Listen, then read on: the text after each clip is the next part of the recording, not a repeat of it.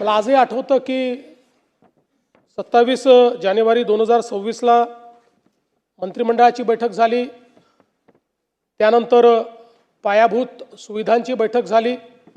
त्याही बैठकीमध्ये अजितदादांनी आपल्या नेहमीच्या सिग्नेचर पद्धतीने सगळ्यांना जे अधिकारी होते त्यांना विचारलं की मी आज सकाळी माहिती घेतली आहे आणि ज्या प्रकारे कॅपिटल एक्सपेंडिचरमध्ये ग्रॉस व्हॅल्यू ॲडिशन काही राज्यांमध्ये होतं तेवढं आपल्या राज्यात का होत नाही, या संदर्भात तुम्ही काय कारवाई करणार आहात।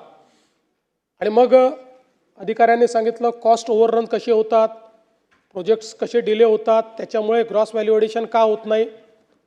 त्यानंतर मग सार्वजनिक बांधकाम विभागाचं एक प्रेझेंटेशन झालं, त्यात त्यांनी त्यांच्यावर 700 कोटी रुपयाची डिक्री ही जी न्यायालयाने केली होती ती कशी त्यांनी त्या ठिकाणी उच्च न्यायालय सर्वोच्च न्यायालयातनं डिक्री त्या ठिकाणी कॅन्सल केली आणि ज्यांनी डिक्री आणली त्यांच्यावरच कसा फाईन झाला, अशा पद्धतीचं प्रेझेंटेशन केलं। त्यावर दादा गमतीने असं म्हणाले पुढच्या वेळेसपासून असेच तुम्ही फक्त प्रस्ताव या ठिकाणी आणत जा। आणि ती सगळी बैठक आम्ही संपवली। त्यानंतर माझ्या अँटी चेंबरला आम्ही गेलो।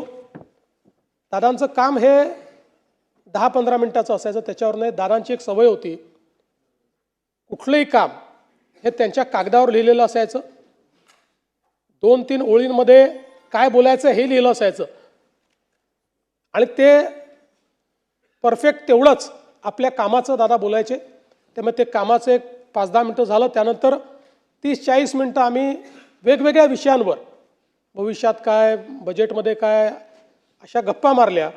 जवळपास पावणे तास आम्ही त्या ठिकाणी एकत्रित होतो आणि त्यानंतर दादा त्या ठिकाणून गेले। त्यावेळेस खरं म्हणजे ही पुसटशीही कल्पना नव्हती की कदाचित तीच आपली शेवटची भेट ही दादांशी ठरेल आणि दुर्दैवाने तसंच झालेलं आपल्याला पाहायला मिळालं। ही अपघाताची बातमी ज्यावेळेस आली त्यावेळेस पहिल्यांदा मनाने असं म्हटलं की ठीक आहे, अपघात झाला असेल पण अपेक्षा करूया काही झालं नसेल।